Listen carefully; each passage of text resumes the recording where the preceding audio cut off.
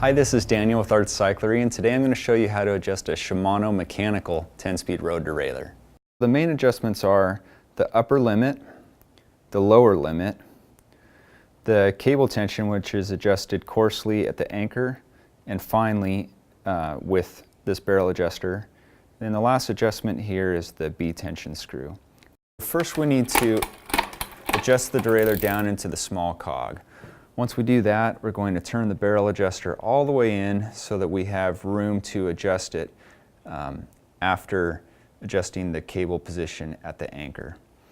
So now that we have that done, we're going to adjust the high limit screw, and that'll give us our starting point. So that's right here, and as we turn that screw in, you'll see that it moves the derailleur inboard. We turn it out, it moves the derailleur outboard. So what we want to do is we want to go for a position that's going to put that upper pulley right underneath this small cog and just barely outboard. And that'll give us our starting point. Then we loosen the cable anchor, pull the cable tight, then tighten that anchor back down. And then we can start playing with our index next. So we'll start shifting the derailleur, and you notice how it's not going.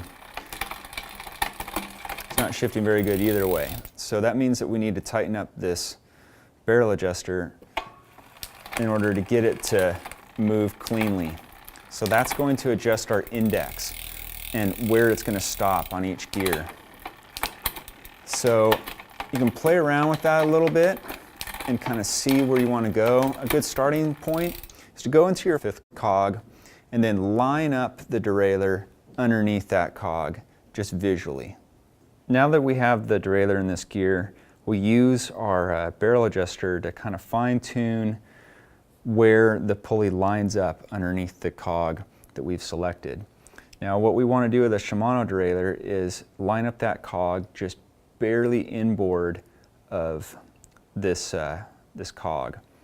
So right about there looks pretty good. Maybe we'll go another little detent there on the screw, and we'll play around with that, shift it a few times, see how that works. Had a little bit of hesitation there on that first one, but we'll play with it some more here. And so that's shifting pretty good. We'll go just one back, see if that works any better. And yeah, it's a little bit smoother. So we'll stop there and we have our index set. Now it's time to adjust our lower limit. So we'll shift the derailleur into the largest cog, and we want to have the derailleur line up underneath this cog, and turn the low limit screw here. And now I can feel we're against the limit already. You'll feel some resistance when you go to turn that in. And that's good because we don't want it to overshift at all. We want to make it impossible for the derailleur to shift into the spokes. So you can shift it down and shift it up and see if it is able to go into that gear smoothly without hearing any clicking. If it's clicking, it probably means that you have the screw in too far and it's having trouble staying in that cog and it's wanting to shift back down. So you can kind of play with that. Obviously, if it shifts into the spokes, you've gone way too far. Slam on the brakes if it does that and pull the chain back out and start playing with that adjustment again until you get it to go in there cleanly. And so it's pretty easy if you start off just lining it up as we did. You'll get it right almost every time right off the bat. The final step is to adjust this B tension screw here. That's going to adjust the angle on the derailleur relative to the cassette. So if we turn this screw in, it's going to pull the derailleur down. So if you have a larger cassette, you'll need to do that. Now, what we want to do is have it be as close as possible to the cassette without the derailleur kind of bouncing off that cog.